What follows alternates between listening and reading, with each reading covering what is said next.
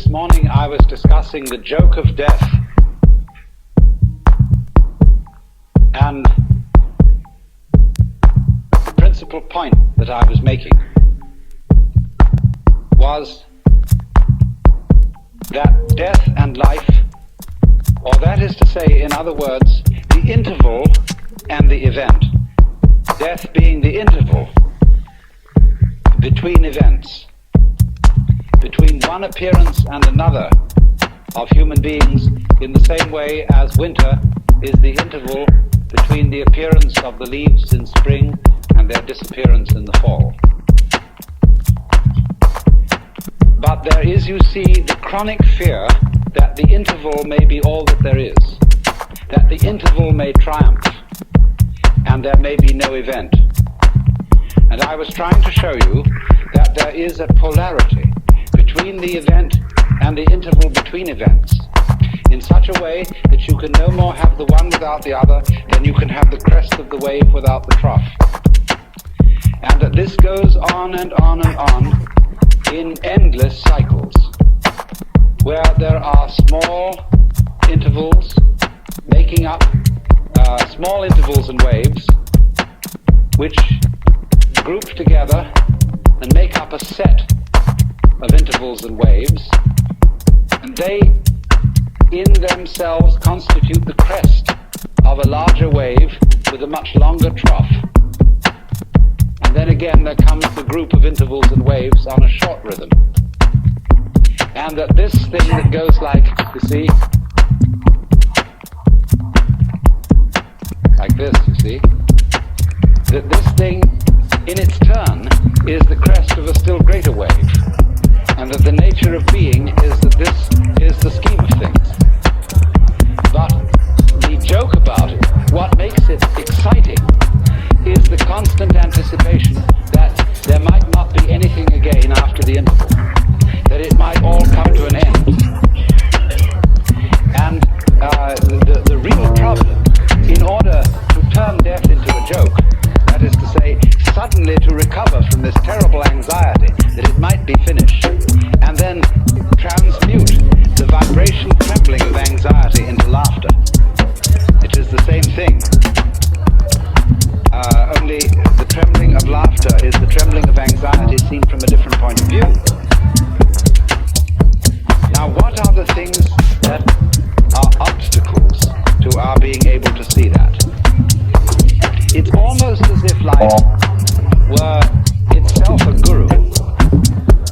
And you know how gurus throw out tests to their students to see if they can pass these various initiations, all of which require nerve in the face of some formidable obstacle. All fairy stories are full of this. And so life itself throws out all kinds of reasons for supposing that we are faced with something serious instead of something playful. And I want to discuss with you a few ways which in Western history this obstacle has been thrown out, and how we today are bamboozled by these obstacles. In the history of Western civilization, there have really been, in the past 2,000 years, two dominant mythologies. One has had a long run and the other has had a fairly short run. But they are both ways of terrifying you